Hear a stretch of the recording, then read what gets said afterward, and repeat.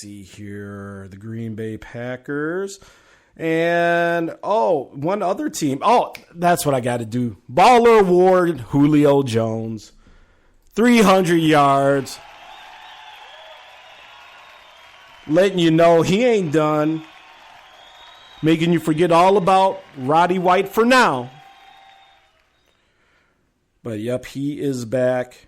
And it was very, very good to see him do his thing as well. So props to the Dirty Birds. Matty Ice, baby. Matty Ice. He can look so good and yet so bad. Oh, hold on. We got a caller on the line. Caller, are you there? And welcome. I'm here. What up, Gov? It's Microwave. Hey, what's going on, ladies and gentlemen? The host of the show coming up next, Cooking with the Microwave, Jon Fisher, was on the line. What's up, big old John? Nothing much, man. I got to get this out the way early because I got to start doing show prep and all that good stuff. Of course, brother. Look, dude, the Vikings look good, man. Yes. The Vikings look really good. And, I mean, Overreaction Tuesday, I'm going to give it to you. Normally it's Overreaction Monday, but Overreaction Tuesday, Vikings make the NFC Championship game. What say you?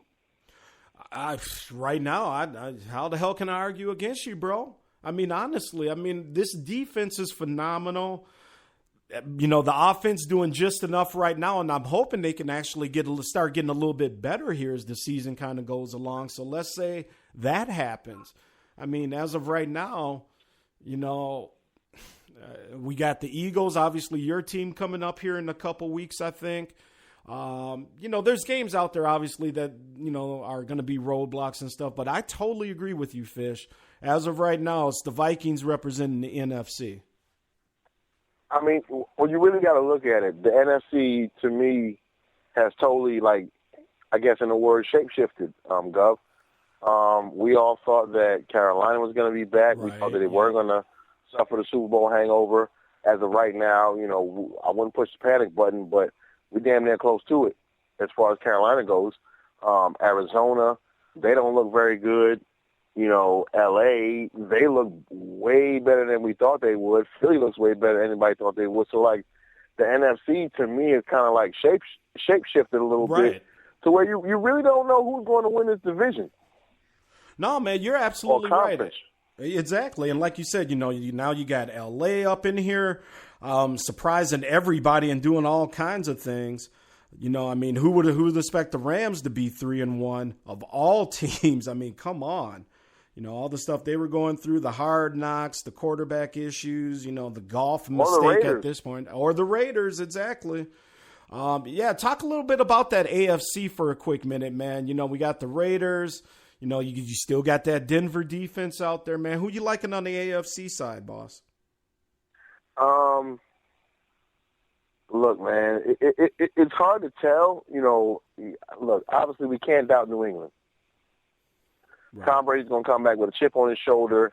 You're going to kind of feel, even though he doesn't have the same weaponry, but you're going to feel like he's going to come out there with the same chip on his shoulder as they did after Spygate. Hey, and Fish, real quick on the Patriots, I mean, do you agree with me if somebody, when the suspension went down and, you know, it became official, and, you know, if I would say to Greg, Ultimate Patriots fan, that you can be 3-1 coming out of this suspension, I think every Patriot fan in the world would take that. You take that. You would take that, and I would say every Patriot fan in the world would take that, and everybody else who's not a Patriot fan would probably laugh at that. Right. You know what I mean, Gov? Yeah. Like, it's just like, oh, well, who the hell is Jimmy Garoppolo? He comes out and does his thing. And then you say, well, who the hell is Jacoby Brissett? You know, and he comes out even though he lost last game, but, you know, he won his first game. And you tell anybody, look, you're going to lose Brady for 4 games, but you're going to be 3-1. And you come back against Cleveland. Now, granted, I'm going to pick New England to win this game, but over the past 5 years, I think they played a few times, and Cleveland actually has New England's number. But we're not going to fall into that trap, are we, Gov? No, we are not, sir. Absolutely not, man. New England, I think Tom Brady's coming back with attitude. I think he's ready to, you know, run wild on this league. And, the Patriots. You also got the Steelers and Baltimore at 3-1 over in the AFC North. The Houston what team. What about Denver? Denver's undefeated. Kind of a little bit off the radar this year. Obviously with Manning's retirement and, the arguably one of the greatest. Well, he is one of the greatest, regardless how I feel about him personally. Quarterback's retiring, man. But, yeah, Denver, it's like they haven't missed a beat, man. Well, to me, the thing about Denver is I think their defense is phenomenal. And as long as they can keep their quarterbacks from making mistakes, I think their offense will be just fine enough. But it's just kind of hard. They're the Super Bowl champions. But it's just, Simeon has a sprain. He got a sprain. He got the same injury as your boy Garoppolo. Right. Same injury, non-throwing shoulder. So we don't know if he's going to play. Do we really think that Paxton Lynch, this is a test for Atlanta to me. I was going to say, yeah. Whether they play whoever, it's a test of they got the number one offense in the game. And even though statistically wise, Denver isn't number one on the defensive end, they're still top three. So with that being said, it's going to be a real test to Atlanta to see where they are, to say, hey, we can go into Denver and we can win a game. Right. Doesn't matter who's at quarterback, whether it's Simeon, whether it's a hurt Simeon. I was just going to say, Gary Kubiak did say today that if healthy, it will be Simeon with the start. If he can play. But I get the feeling he's playing a little Bill Belichick-ish, Mm-hmm. I don't want you guys to know that this dude's probably not going to play, so I'm going to make you kind of prepare for him. Right, exactly. And not prepare to just take flight on a rookie. Because, let's be real. Paxton Lynch looked really good in his time in the game. But if you give a team a whole week to prepare for Paxton Lynch, they're just going to dial up all type of exotic blitzes and figure okay, well, he's only going to be able to pick up a few of these. The ones that he don't pick up, we're going to kill him. Right, folks, and we got Cooking with the Microwave host, Big Jon Fisher out of Atlanta, Georgia, Eagles fan extraordinaire here on the SME Network on Sports Done Right. Now, Fish, looking at this schedule coming up for Denver, too, they got Atlanta. They're on the road next, following that, at San Diego. Then they got Houston coming in here, Brock Osweiler making his return. So a real interesting stretch for them Broncos. It is, and by every account, you want to say, hey, look, Denver should be favored in all those games. But number one, now all of a sudden we have quarterback issues because Trevor Simeon is not healthy. So even if he does get cleared to play, we don't know what percentage of 100 is he. He could be 85%. And he's doing well as of right now. But that 15% of him not being healthy could make a difference. Yeah, absolutely. It's his non-throwing shoulder, but, his mobility, and you got to be able to set yourself before you can make the throw. So it's going to be real interesting to see what they can do against a team who's hungry, looking to prove themselves in Atlanta. Now, like I said, we've already seen this from Atlanta, Gov. Last year they started out, 6-1, and everything was flying high, and then everything just derailed. Someone put a penny on the tracks, and the train ran over the penny and derailed. Yep. So it's going to be interesting to see what Atlanta is going to be willing to prove. This is going to be like one of those moxie games. You know what I mean? Right. Denver's going to come out there looking to do what they do and looking to show that, regardless of who they got behind center, they can still compete with the best of them. And Atlanta is going to be out there looking to prove that, hey, look, our offense is this elite, and we can compete with the best of them, even the Super Bowl champs. Very well said. Now, speaking of a team that's young and eager, man, Oakland Raiders. I don't know if you caught this Baltimore game here. I caught it last week. One of the best football games I've seen in the past few years. Oakland comes back, squeaks it out 28-27 over the Ravens. And Khalil Mack says, Mr. Carr's the chosen one all of a sudden, Fish. Well, the thing about Oakland to me, I did pick. I caught myself going out on a limb.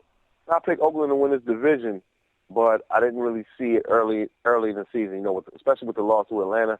But if you look at it, Oakland is competitive in every game that they play, and it looks like as of right now they're learning ways to win close games, Gov. Right. That was their problem, especially that's a problem with young teams.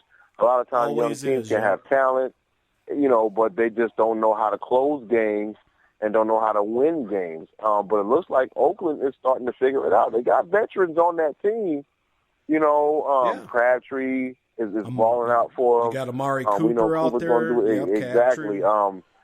And it just looks like Oakland maybe is looking not to be the laughing stock of the league anymore. Even if they don't win a division, I think that they're going to be competitive and they can have a say in who does win a division. As far as let's say it's Oakland has no shot and they're playing against San Diego, who has to, or playing against Denver late in the season, who has to win the game to win a division. Now I think they can play spoiler at the very least if they don't make the playoffs. Man, Oakland's looking really good right now. Hey, now let's flip it back to the NFC East. We're going to talk about your team soaring, flying high, the Philadelphia Eagles. Hey, man, Carson Wentz, I've talked about this kid forever, being from North Dakota State and just obviously living next door. I've had an inside beat on him over the national scene. So this, while I'm not going to say it's not totally surprising what he's been able to do, because, when we speak of dual threat quarterbacks, we're usually talking about the black quarterback, the guy that can run, he can throw, the Vicks and all this stuff. I'm telling you, Carson can do the same thing, man. I've watched him for 2 years up here in North Dakota State. I've seen him scramble and get out of some holes for Philadelphia, man.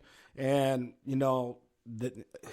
that's the team that worries me right now, man, because Philadelphia, they are playing just like the Vikings, having a lot of fun, enjoying it, kind of getting swept up in it right now. And I'm really impressed, Fisher, by the way that Wentz and his receivers seem to have gotten together. And, I know they trained in the offseason and whatnot, man, but his receivers, I've seen some interviews here, with Jordan Matthews and stuff. They love their quarterback. Yeah, absolutely. The irony of everything is, Gov, how do both of these teams end up feeling like they won from the trade? The Eagles, exactly. the draft is going to be in Philly next year. Now we get a first-round draft pick back that we lost in Carson Wentz. We didn't know what he was going to be. We ended up trading away our starting quarterback, and instead of saying, okay, we're going to go with the veteran, we say we're going to thrust this young dude who nobody knows anything about other really than us, and we're going to put him in the starting lineup, and to the masses, it was, okay, well, this is going to be a growing experience. The veterans in the locker room are probably going to be upset because you're saying you're giving up on the season, but this dude has came out and balled. Right. He has came out and balled, and, I'm going to knock on wood because, like I said, Guff, he's a rookie. He's going to have his rookie mistakes. Yes, he is. But the thing about it is, he is pretty good at the line of scrimmage, reading the defense, and the coaching staff is they're doing a good job on helping him make the defense show themselves before he makes a decision. And I think that can go a long way. Plus, the defense is doing way better than we did, the past 2 or 3 years. So right. I think we may be able to make some noise, but I'm scared. I'm scared of you guys as well in Minnesota, man. Oh, yeah, absolutely. Now, Fish, while I got you on the line here, I just got a couple questions. I'll let you go, as I know we got your show coming up, and you got to get your prep. Now, linebacker Nigel Bradham was arrested on suspicion of carrying a concealed firearm through an airport down in Miami, Florida. His second arrest in a few weeks. I was just going to say in under 3 months. Will that have any bearing? Now, obviously, he may have some issues. He may be suspended, things like that. Let's just say he doesn't play. Is that something that's going to really hold back that defense that you were just talking about, boss? Well, Bradham isn't somebody who we necessarily look to anchor the defense. Right. He's a good player. He's definitely important to what we do, to our operations. But at the same time, I don't feel like missing him for, a few weeks or whatever the case may be, I don't think that it's going to hurt us but so much. Now, yes, we lose that depth. That's one of the things that we lack at Gov is depth. Right. We're pretty good at our key positions, but we don't have that many defensive linemen that can come in there and pass rush. We were good with our starters, but the reserves, we don't have that many. So this could end up affecting us. But Bradham wasn't someone like,